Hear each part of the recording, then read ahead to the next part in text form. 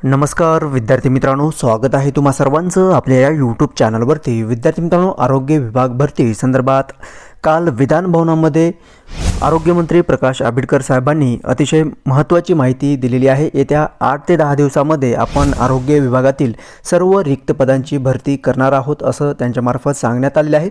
या संदर्भात आज मटा या दैनिक वृत्तपत्रामध्ये ही माहिती छापून आलेली आहे। पहा, आरोग्य विभागातील मनुष्यबळाची कमतरता दूर करण्यासाठी 5000 नव्या पदांना मंत्रिमंडळाची मान्यता मिळाली असून या आठवड्यात पदभरतीची प्रक्रिया पूर्ण वेगाने राबविण्यात येईल। तसेच डॉक्टर दिनाच्या मुहूर्तावर 1400 डॉक्टरांच्या नियुक्तीचे आदेश देण्यात आले आहेत। त्यानंतर आणखी 600 डॉक्टरांची भरती केली जाणार आहे, अशी माहिती सार्वजनिक आरोग्य व कुटुंब कल्याण मंत्री प्रकाश आंबेडकर यांनी विधान भवनामध्ये प्रश्न उत्तराच्या तासात बुधवारी दिली। म्हणजे काल कशा पद्धतीने मंत्री महोदयांनी त्या ठिकाणी त्या प्रश्नाचे उत्तर दिलेले आहे पदभरती संदर्भात आणि रिक्त जागा किती आहेत त्या संदर्भात। ओके विद्यार्थी मित्रांनो, तुम्ही सर्वांनी काल पाहिलेले आहे की आपल्या व्हिडिओच्या माध्यमातून मी तुमच्यापर्यंत ती माहिती पोहोचवलेली देखील आहे।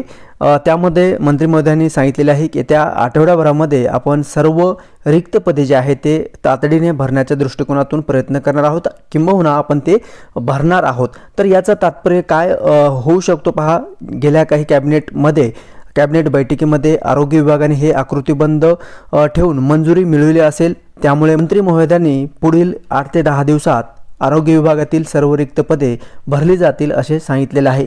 एकतर आकृतीबंध गेल्या या आठवड्याभरामध्ये प्रसिद्ध होऊ शकतो। तसेच आपण पाहिलेले आहे की शासनाचा जो काही 150 दिवसाचा कृती आराखडा कार्यक्रम होता, त्या कार्यक्रमांच्या माध्यमातून सर्व विभागांचे सेवा प्रवेश नियम हे अद्ययावत करण्यात आलेले आहेत। त्यामुळे सर्व विभागाचे सेवा प्रवेश नियम हे तयार असून प्रसिद्ध होण्याच्या प्रक्रियेसाठी हे अंतिम टप्प्यात आहेत।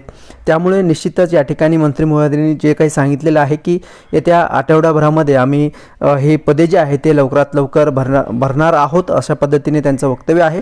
तर आपल्याला पाहावं लागणार आहे, प्रत्येक अधिवेशन काळामध्ये आपण हे वाक्य ऐकत आलेलोच आहोत।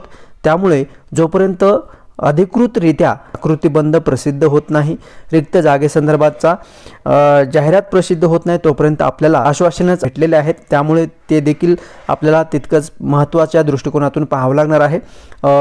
आदरणीय मंत्री महोदय त्यांच्या वक्तव्यावरती कितपत खरे ठरतात ते।